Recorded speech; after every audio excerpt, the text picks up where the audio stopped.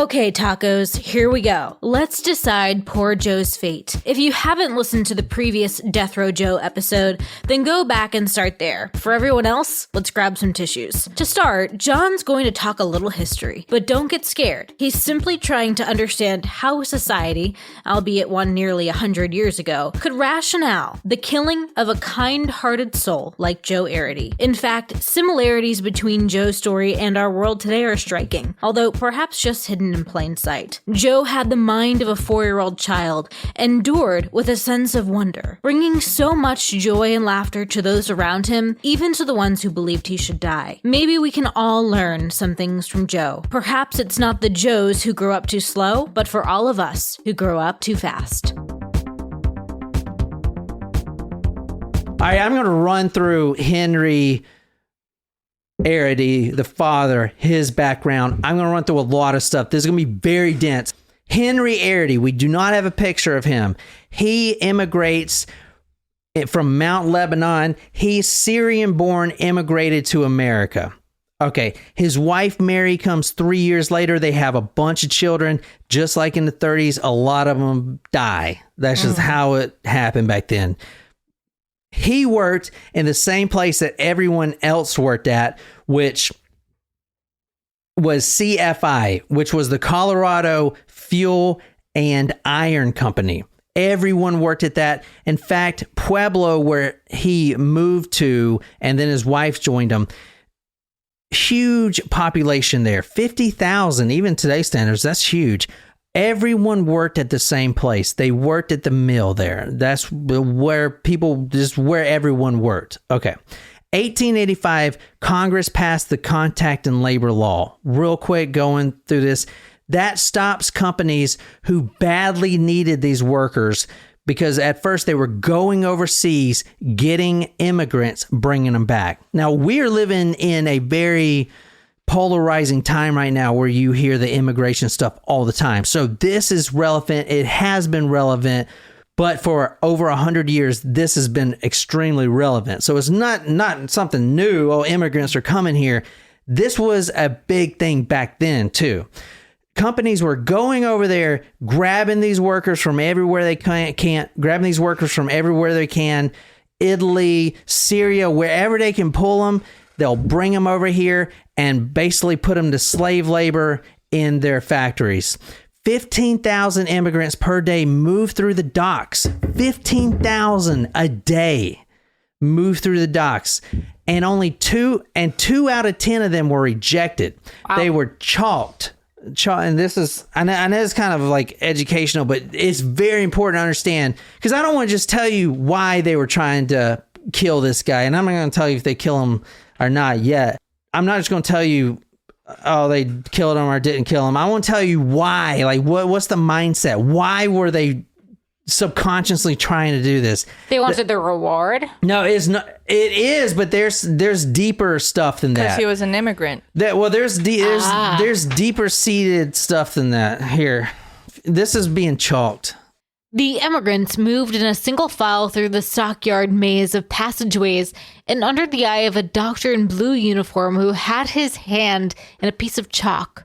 He was a tough instant diagnostician. He would look at the hands, the hair, the faces, and rap out a few questions. He might spot a panting old man with purple lips, and he would chalk out on the back a capital H for suspected heart disease. Any facial blotches, a hint of gross eczema, brought forth a chalked F for facial rash. Children in arms were made to stand down to see if they rated an L for limp of rickets or some other deficiency disease. There was one chalk mark that every family dreaded, for it guaranteed certain deportation. It was a circle with a cross in the middle, and it indicated feeble-minded. So that's kind of like crosshairs. Yeah. That's sad. Wow. All right. Joe Arridy was born April 29th, 1915 in Pueblo. Okay. Large population, like I said, 59,000 people. In 1921, he goes to the local elementary school, Bessemer Elementary School. That was in 1921. In 1922, the principal calls his parents in, Henry and Mary, and said he can't come to school anymore because he's too slow to keep up. So now he's at home.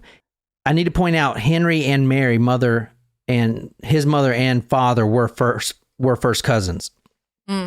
Which is there's something that's not very well known, but because they kept it very hidden. But do you know Einstein? We were talking about Einstein earlier. He married his cousin. He married his first cousin, Elsa. And I never knew this, and it was not even in his biography that one guy wrote. But apparently, he had not illegitimate because they had the child, but she was, disabled, mentally disabled. They kind of kept her under wraps, and I think she died like in the 90s, 91 or something like that. Kind of like how the Kennedys had their daughter who was kind of kept away from public eye. I don't think it was incestuous. But JFK had a sister. Mary, now I know what I you're talking think. about. Yeah. Or Margaret. Mary or Margaret, one of the two, I think. Joe Arridy was slow by all standards. Or was it? At the time, he had a mental age of 4 to 6, and he will continue. So that mental age stayed the same throughout this story.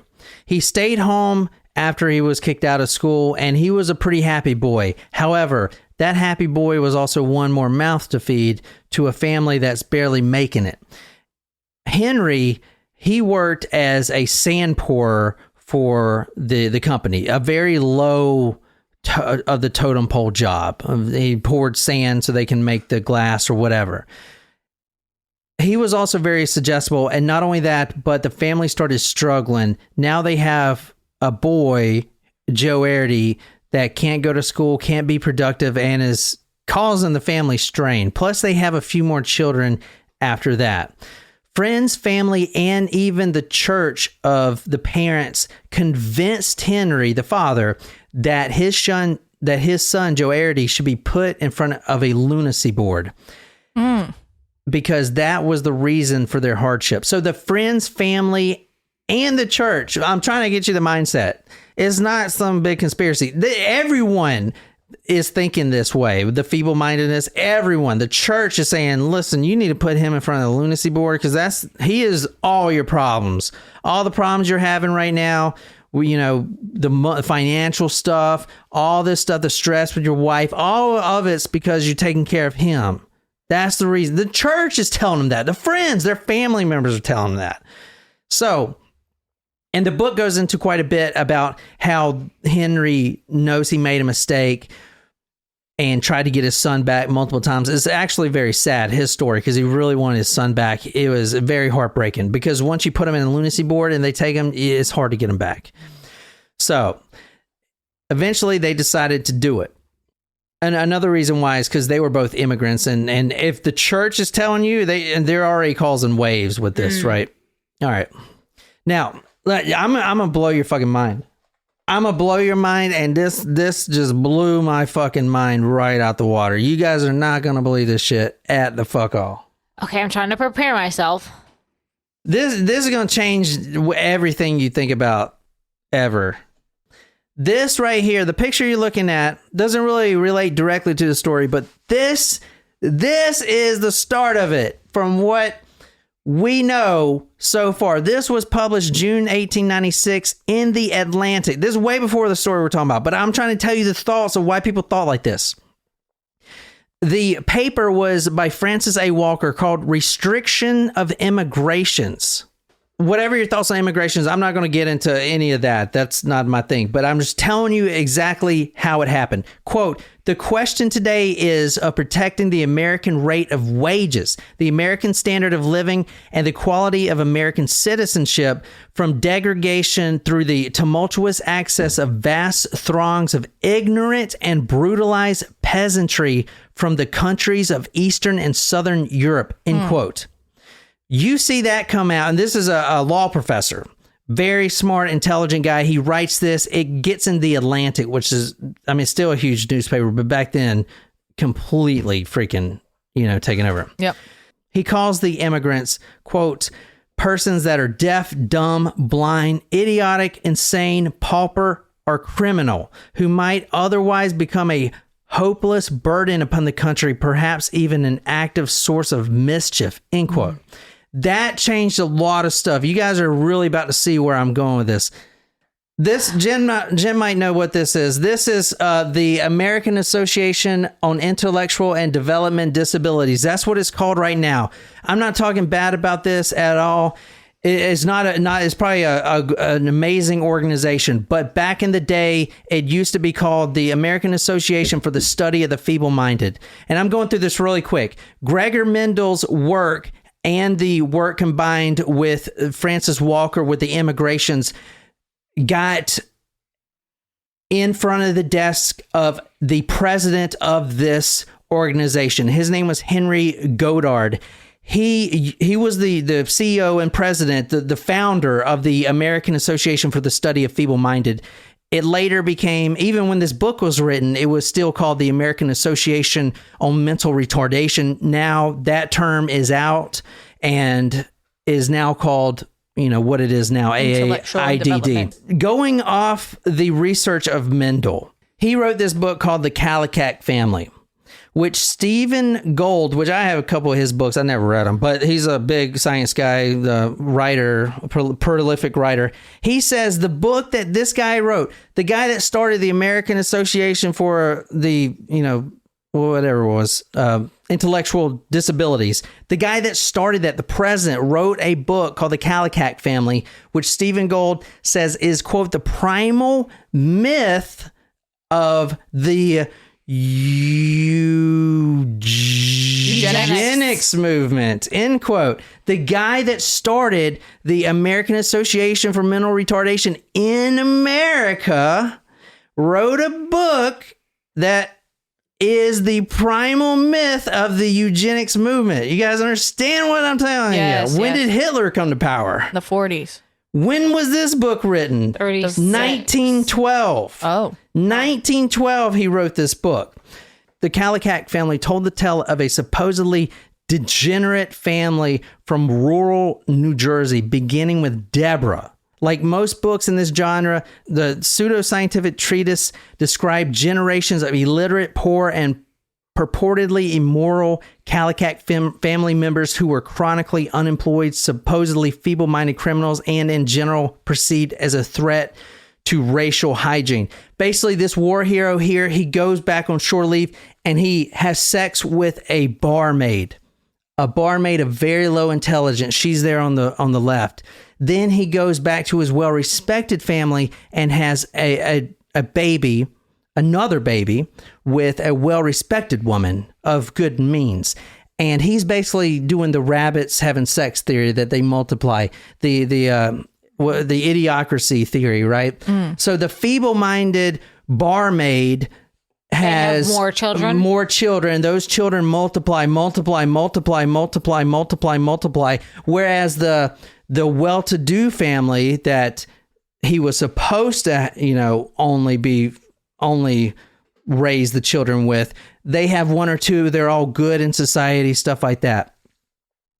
The reason I'm trying to say this is because at the fucking time you have mass immigration coming in. They're taking jobs. People are getting tired of it. No one likes these immigrants. Irish need not apply. Now you have some guy that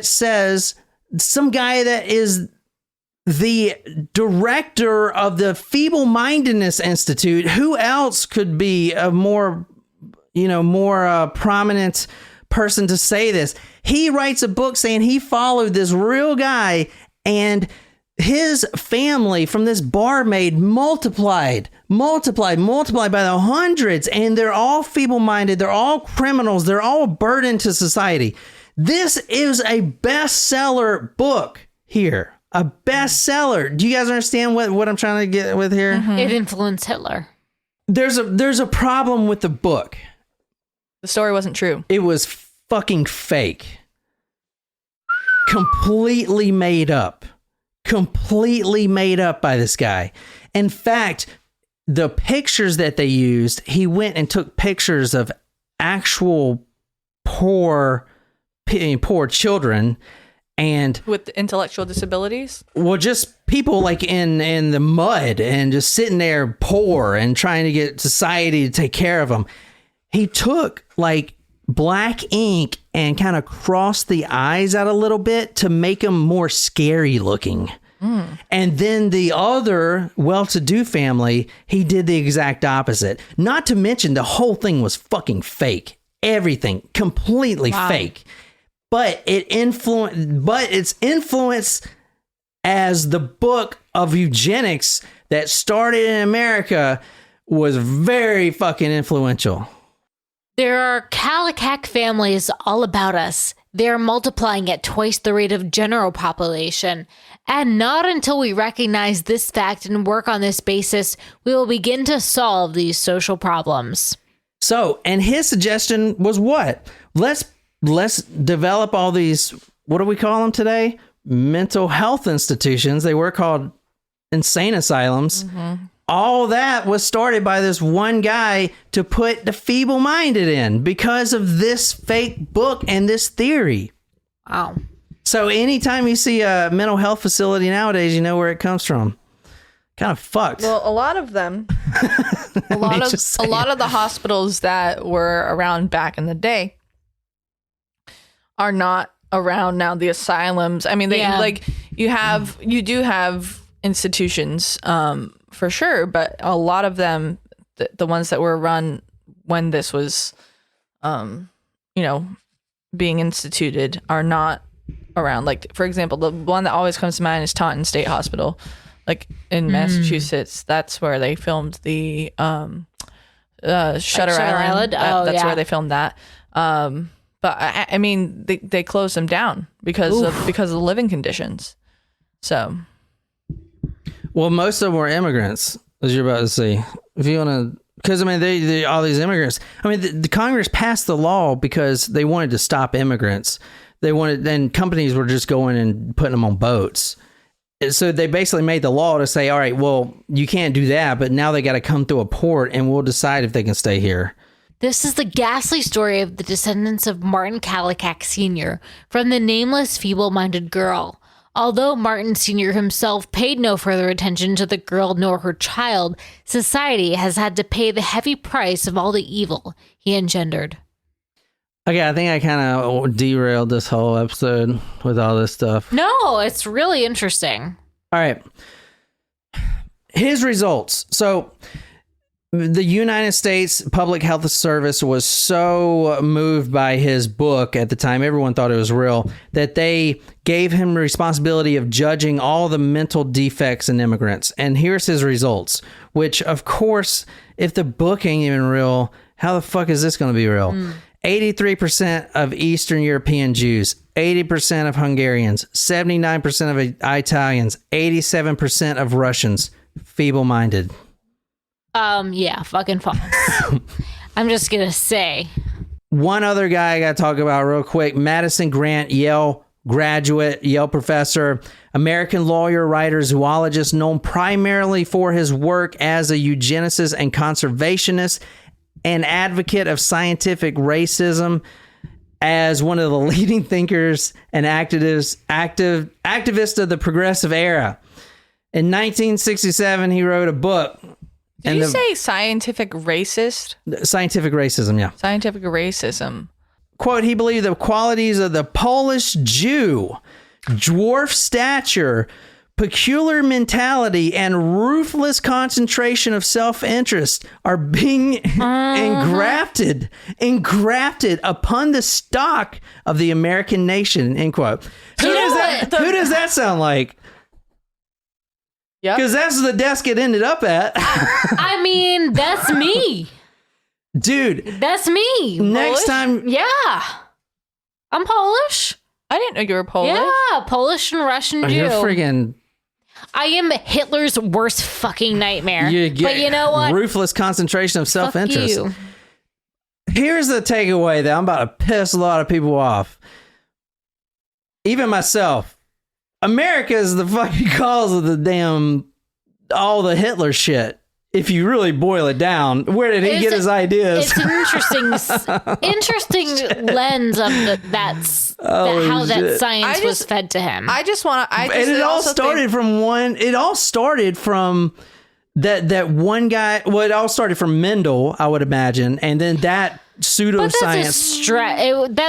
Mendel was legitimate science, and everything else is pseudoscience. I know, but that pseudoscience branched from him. Then you had the Italian science I barely mentioned that said, I wonder if we could use this to improve intelligence. That's what he said, improve intelligence of the nation, but don't do it. And of course, the guy that owns the American Disabilities for Mental Defectiveness, Feeble-mindedness, was like, I'm going to do that. Well, and then you have now, people testing their kids before they're born to see if they're going to develop any type of genetic disabilities or intellectual disabilities, and I'm not going to go into that whole argument again, but that's just it's crazy. I think it's interesting, though. I do want to comment on how you said that the quote about self-interest, about they're saying about the Polish Jew, how self-interest, but really that's what this whole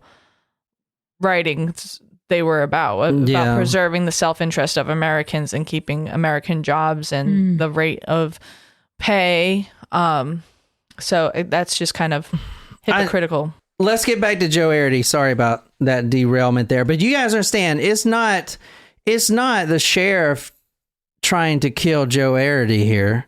And I'm not saying he did eventually kill him. It's the nation. We all thought like this, which is kind of crazy if you think about it. You know what I'm saying? Feeble-minded is the chalk. Remember we talked about the chalk, the one that you're definitely getting deported. So now this guy's like, fucking everyone coming over is, obviously the American public is like, fuck yeah, right? It's just crazy, man. It's one of those dark times that they don't fucking teach you. They don't teach you that shit in school, man. Fucking nuts. I never knew that shit. You know what I'm saying?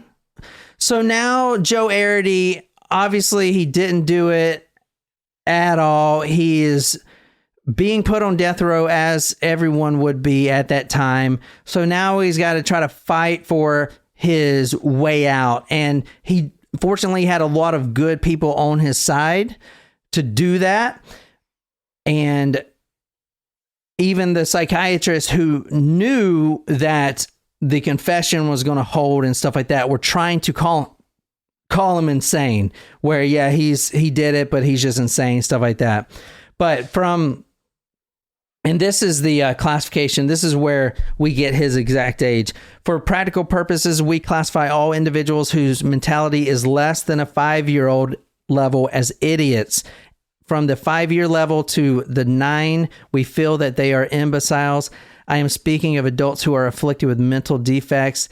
And then above that, from the 9th to the 12th year level into the moron grade. So that was their terminology, man. Fucking idiots, imbeciles, and morons. Holy fuck. Awful. Holy shit. Yeah. They asked the psychiatrist, you would say he is above the idiot. You mean about 6 years old? About that. In some ways, he may be a little above the 6-year-old. In others, a little less than the 6-year-old. Ooh. Real quick, some inconsistencies. Now, I don't know if Frank Aguilar did it. He said the whole time he didn't. He definitely didn't know who Joe was. At this point, you got both of them giving confessions that were completely off until they got it right, type of thing. Frank Aguilar was also an immigrant. Remember, he was a Mexican, and he was also feeble-minded. And he had a family and kids and all that stuff. I can promise you he didn't do it, but this story is about Joe, so. But Joe Aguilar had never met Frank ever. The house, remember, the light was off, and that's how the mother knew something was wrong. In the confession that Joe Arridy, that they give to the jury, the confession, he says he turns the light on. A neighbor, Frank Gorshay, said when he gets home from his job at the steel mill at 11:20, the light was on, and that was around the time of death. Joe, did you turn on the light? Yes. Now, that was from his confession. Footprints matching one shoe in the backyard, so only one person was there, not two. So they basically are trying 2 people for this. You guys understand this, right? They're putting 2 people on death row for this, and they're going to attempt to kill them both. That's the goal here. Kill them both. Now they can double the reward money. But there's inconsistencies. Like there's only one set of footprints, and they didn't know each other at all. Joe, and this is about the footprints. They were running away in the backyard. Joe, did you have sexual intercourse? I don't know what you mean. What did you do to the girls? I screw them. Did you go out the back door? No, the back door was locked. I went out the front. So he went to his mother's house. They put me upstairs in the house, made me hide. Remember they haven't seen him for 6 fucking years? Yep. I didn't get into this, but a pawn shop owner said that Joe came and bought a gun.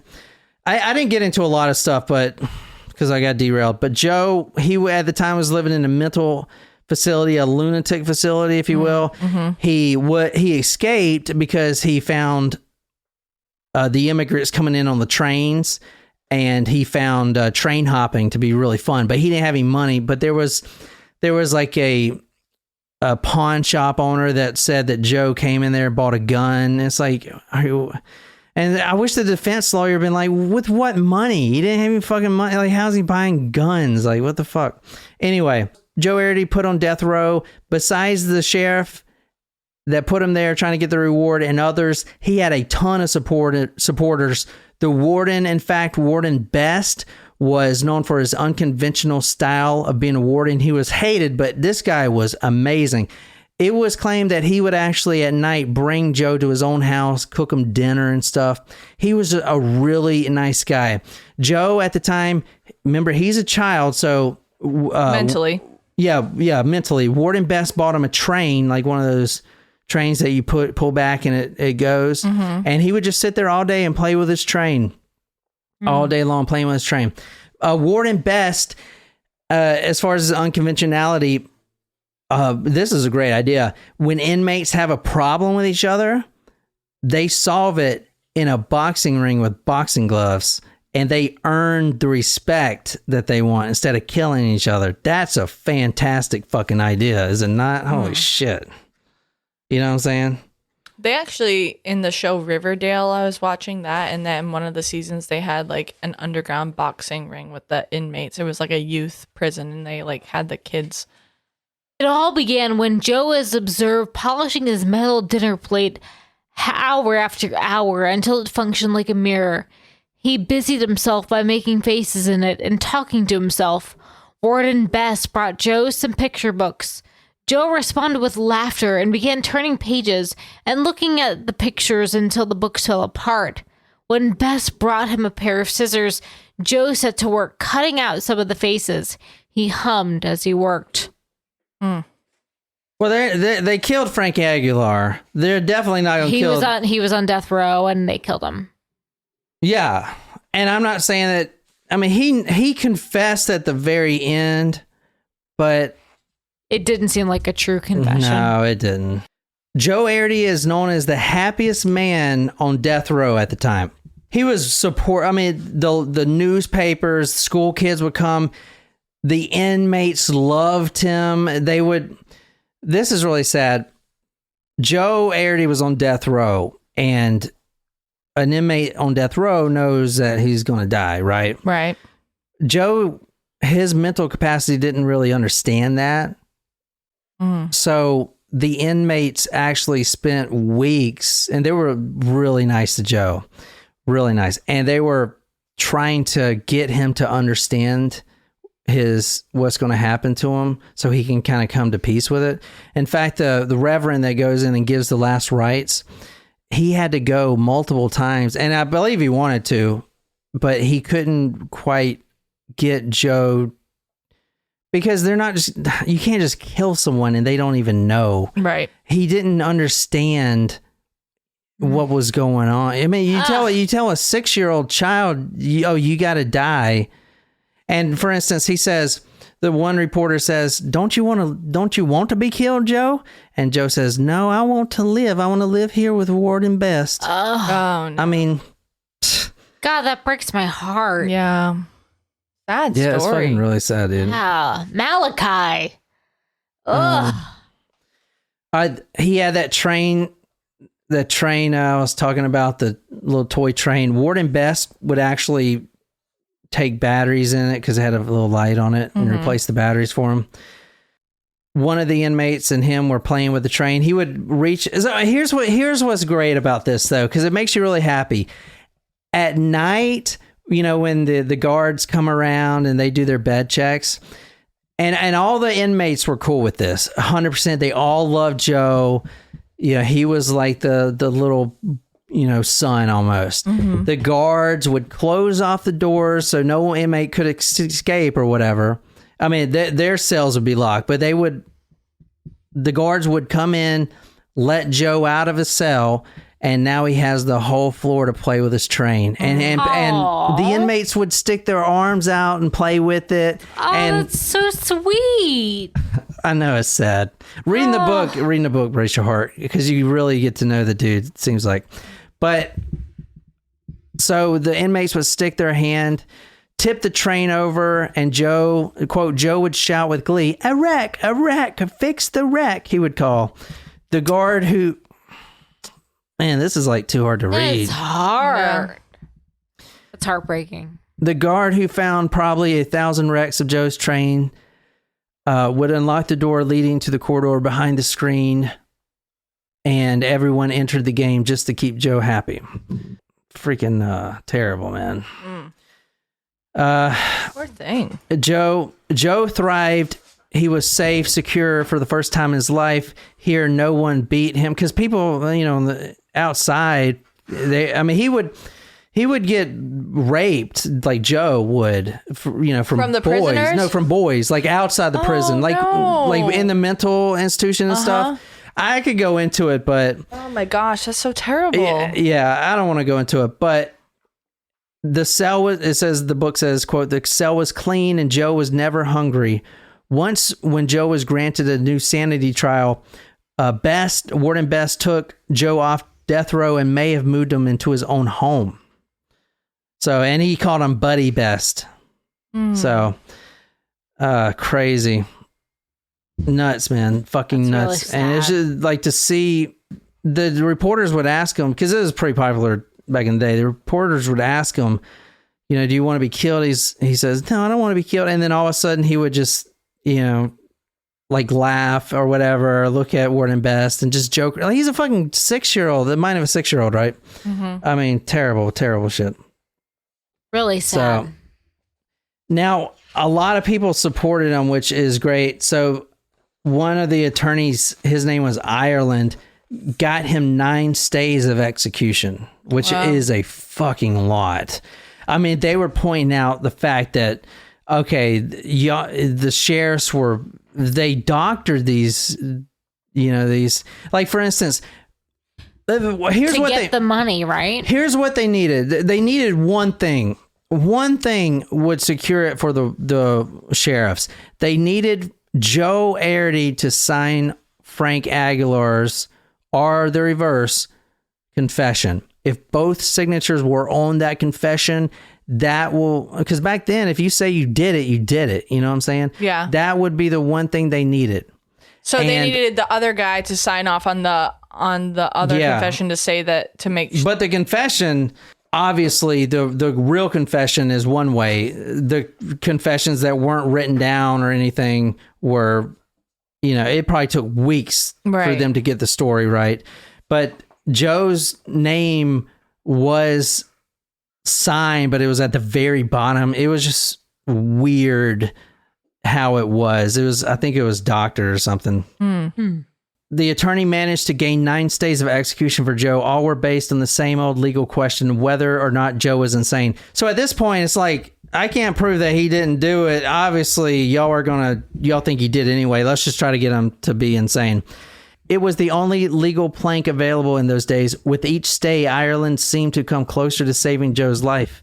Each time he tried a new and different attack. As Joe's final date with death approached, Ireland worked harder. Joe's last meal, and they gave him 3 days of last meals. I mean, that's how much they fucking loved him. But guess what his last meals were? Cheeseburger. For 3 days. Ice cream. Oh.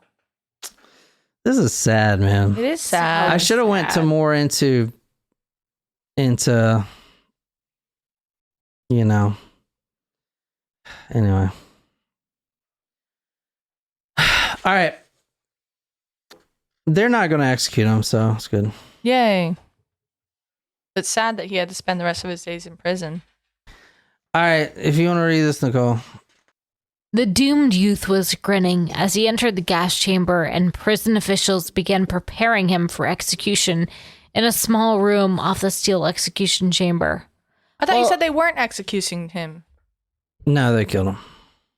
While Arridy's prison-style blue shirt and pants were removed, Father Schaller and Arridy, of the 3 chairs in the small room, he was only clad in a pair of white socks and shorts. The grin left his face. When a block of bandage was placed over his eyes, he seemed puzzled, but the grin returned when Warden Best took his hand and reassured him. The guards then proceeded to quickly strap him into the chair. His arms and legs were drawn tight to the steel chair, a wide belt strapped against his chest and caught behind the chair. Then all the officials left the execution chamber except Father Schaller, who had tears in his eyes and took Arridy's hands and bid him goodbye. Then the priest left the chamber and the steel door was closed. So this is like the famous...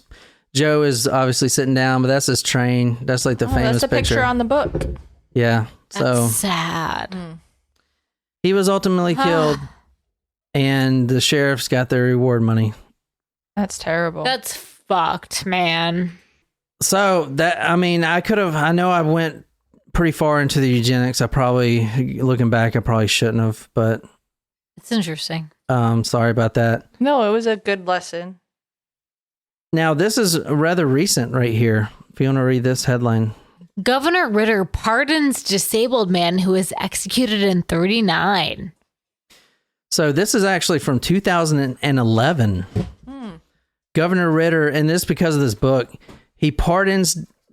Joe Arridy finally gets his pardon in 2011. 2011, he was finally. I'm glad he got his pardon. Anyway, this is and they gave him a proper burial too, which is really nice. Wow.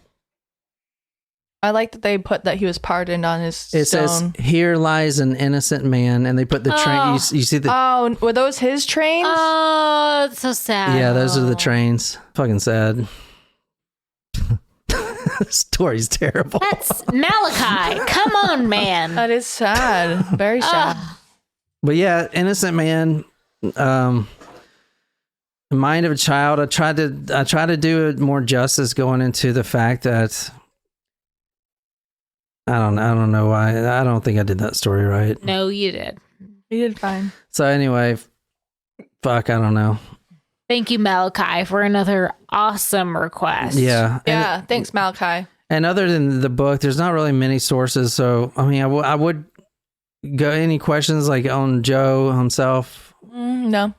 I mean, it was sad. Like it talks about in the book, like how his mom would come right before he went to the gas chamber. It's like Joe didn't know what was going on, and the fact that they were trying to tell him over and over, and in the simplest terms. You know, at one point they were like, "Joe, do you know what heaven is?" And he kind of was like, I don't know. And then he's like, "Do you know what?" And then they said, "Do you know what a harp is?" And he said, "I know what a harp is." And do you know angels play a harp? You see how they're trying to get to it. That's awful. Don't like that. I honestly, I can't listen to that type of shit. Fucking read the book, man. The book is because you really get to know the guy. And he didn't do it. He didn't do it, and he's just fucking I don't know, sad, man. He's anyway.